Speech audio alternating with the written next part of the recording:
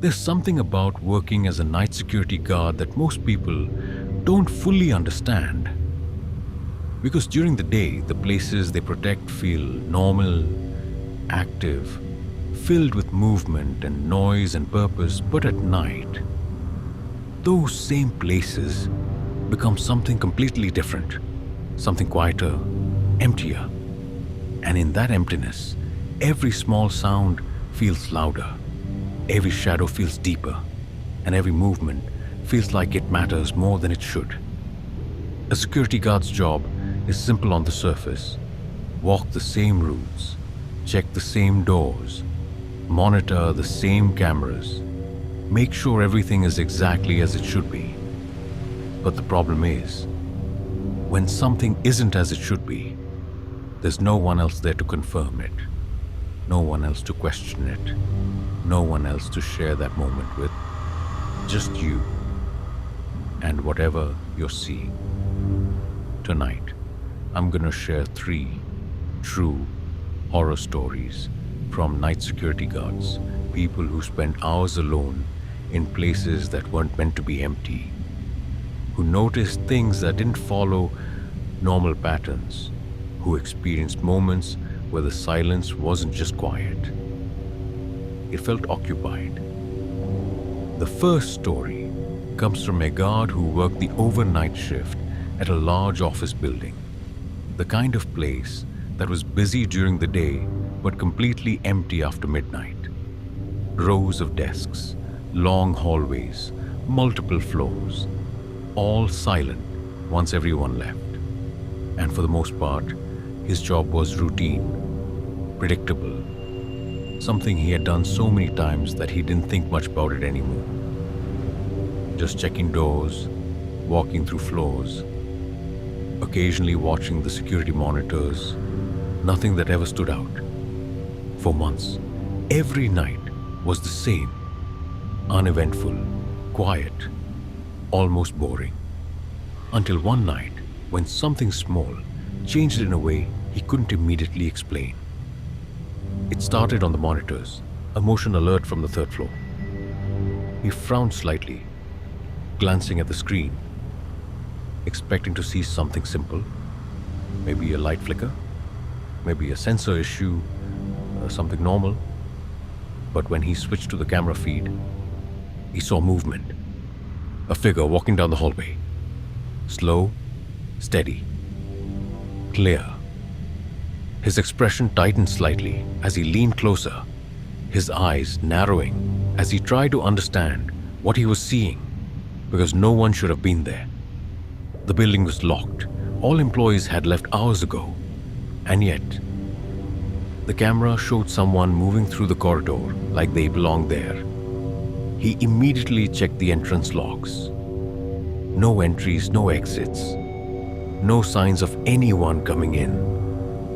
A quiet uneasiness settled in his chest as he looked back at the monitor, watching the figure continue down the hallway, its movement consistent, not rushed, not confused, just normal. Too normal. He picked up his radio out of habit, even though he knew no one else was on shift.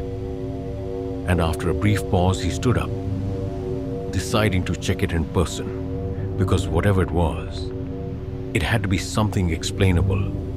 It had to be. He made his way to the 3rd floor, his footsteps echoing slightly in the empty stairwell, the sound louder than usual in the silence. And when he reached the hallway, it was empty, completely. No one there, no movement, no sound. He stood still for a moment, his eyes scanning the corridor, his mind trying to process the difference between what he had just seen on the monitor and what he was seeing now, because they didn't match, not even slightly. He walked forward slowly, checking each section of the hallway, each room, each corner. But there was nothing, no sign that anyone had been there at all. And after a few minutes, he exhaled quietly, shaking his head slightly, convincing himself it had to be a glitch, something wrong with the system, something that didn't reflect reality. But when he returned to the control room and looked back at the monitors, the figure was there again. Same hallway, same direction, walking. The second story comes from a security guard who worked the night shift at a large warehouse on the outskirts of a city.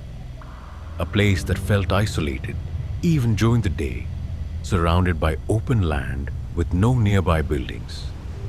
And at night, it became even more empty. The kind of place where the silence wasn't just quiet, it felt stretched, like there was nothing around for miles to interrupt it. And for him, the job was simple. Routine patrols, checking locks, making sure everything was secure. Nothing he hadn't done dozens of times before. And for months, every night passed without anything unusual happening, until one shift when something small changed in a way that didn't feel important at first. It started with a sound, faint, distant, coming from inside the warehouse. At first, he assumed it was nothing. Maybe something settling, maybe a loose object shifting. Something normal in a large space, like that. But as he continued his patrol, the sound happened again. This time, clearer. It sounded like a voice. He stopped walking immediately, his body going still as his attention focused on the direction it came from. His mind trying to process what he had heard, because there shouldn't have been anyone inside. The warehouse was locked, secured, empty.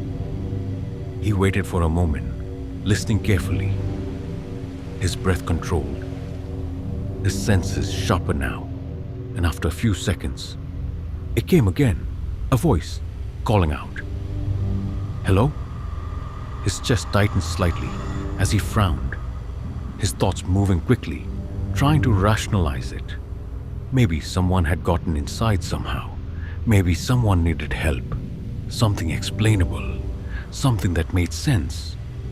And without hesitating too long, he moved toward the sound, his flashlight cutting through the darkness of the warehouse interior as he stepped inside. The space felt larger at night, the shadows deeper, the rows of shelves stretching further than they seemed during the day. And as he walked, his footsteps echoed softly, each sound bouncing back at him in a way that made it difficult to judge distance. "Who's there?" he called out, his voice firm but controlled. But there was no immediate response, only silence filling the space again. He continued forward, his movements slower now, more cautious, his attention scanning every corner, every shadow, every possible place someone could be hiding. Until suddenly, the voice came again. Closer this time. "Hey." He turned sharply toward the direction of the sound, his flashlight beam shifting quickly, landing on empty shelves, stacked boxes, nothing that explained it.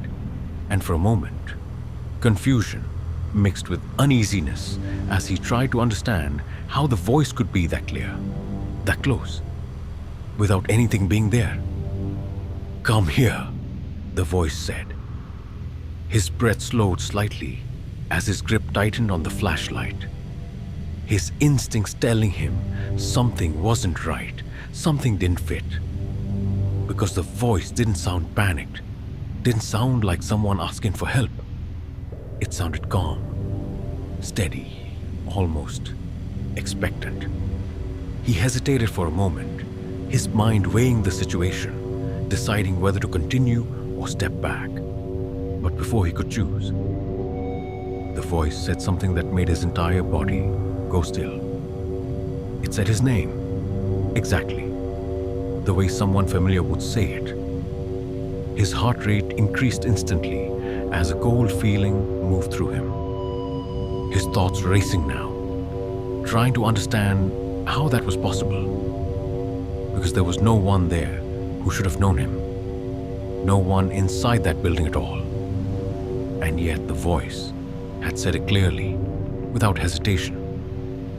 I know you're there, it continued, the tone unchanged, calm, controlled, and now unmistakably directed at him. His breathing became uneven as he took a small step back, his eyes scanning the darkness more urgently now, his mind shifting from curiosity to something closer to fear. Because this wasn't just a random sound anymore. This wasn't something explainable. This was something aware. He turned slightly, considering heading back toward the exit, his instincts telling him to leave, to get out of the building, to put distance between himself and whatever was happening. But before he could move, the voice came again, right behind him. Why are you leaving? His entire body tensed instantly as he spun around, his flashlight beam cutting sharply through the darkness. But there was nothing there. Nothing. Just empty space. The silence that followed felt heavier than anything before it, pressing in around him as his heart pounded harder, his grip tightening, his thoughts racing, and slowly, very slowly, he turned his head back toward the direction he had been walking from. And that's when he saw it. At the far end of the aisle, a figure, standing still, watching him. The third story comes from a night security guard who worked alone at a multi-level parking structure attached to an office complex. A place that felt ordinary during the day, filled with cars, movement, people coming and going. But at night, it became something else entirely. A hollow concrete space where every sound echoed too far, where every level looked the same, where shadows stretched unnaturally under the dim fluorescent lights. And for him, the job had always been simple. Routine patrols, checking each level, making sure everything was secure. Nothing he hadn't done hundreds of times before, until one night when something small changed in a way that didn't feel important at first. It started with the car alarm. Brief, sudden, then silence. He paused for a moment, his attention shifting toward the upper levels, his mind already moving through possible explanations. Maybe a sensor issue, maybe something minor, something he could quickly check and move on from. And without much thought, he started walking up the ramp, his footsteps echoing loudly in the empty structure as he made his way to the next level. When he reached it, everything was still.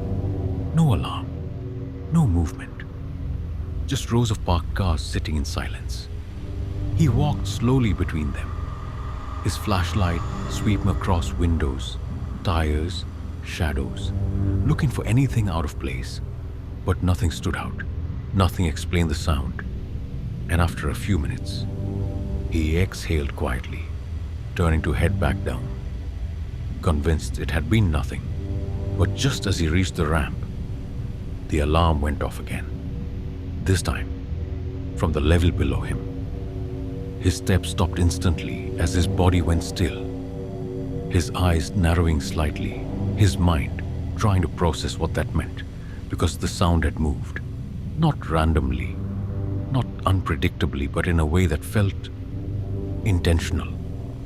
He turned slowly, heading back down the ramp, his movements more cautious now, his attention sharper.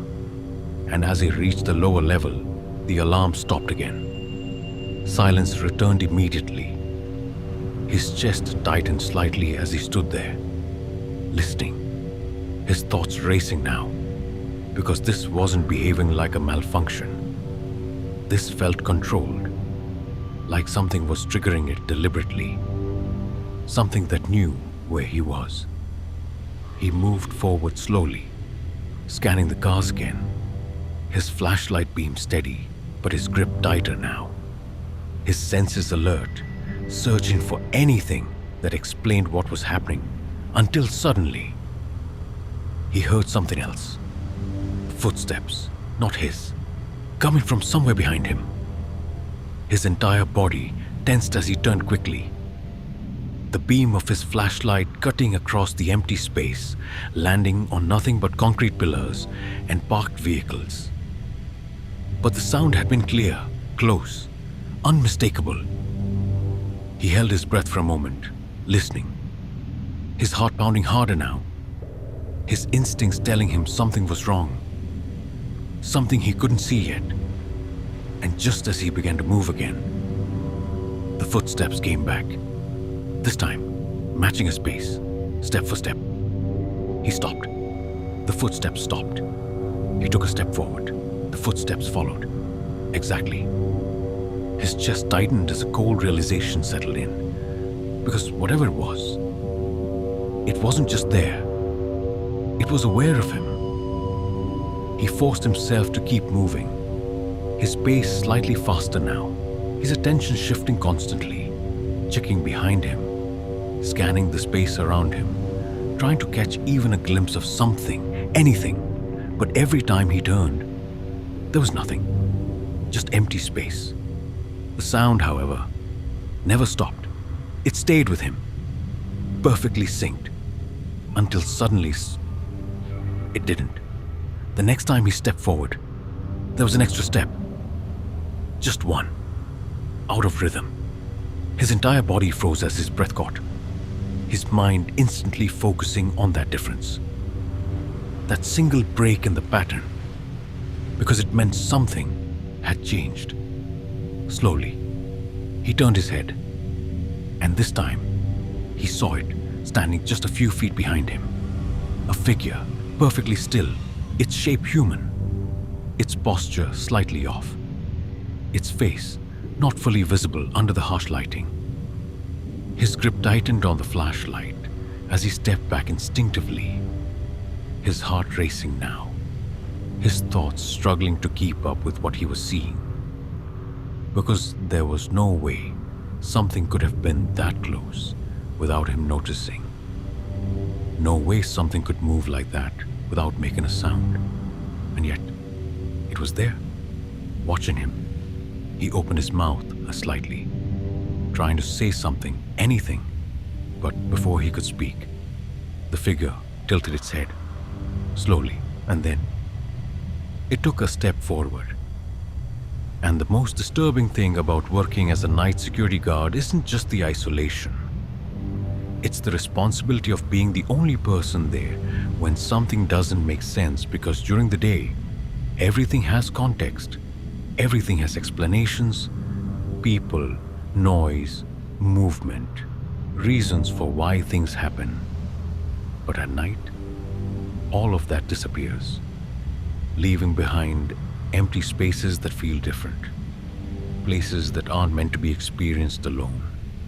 And in those moments, when something changes, when something moves in a way it shouldn't, when something appears where nothing should be, there's no one else there to confirm it, no one else to question it, no one else to tell you that what you're seeing isn't real. In the first story, it wasn't just the figure on the camera that made it unsettling. It was the contradiction. The way something could exist on the screen but not in front of you. The way reality and what you were seeing refused to match, creating a gap that couldn't be explained. And once that gap exists, once you realize that what you're observing might not reflect what's actually there, every screen becomes something you can't fully trust anymore. In the second story, the fear wasn't just about the voice. It was about recognition. The way something inside an empty space could know who you are, could call you by name, could speak to you in a way that felt personal, intentional, aware. And once something crosses that line, once it acknowledges you directly, it stops being something you can ignore and starts becoming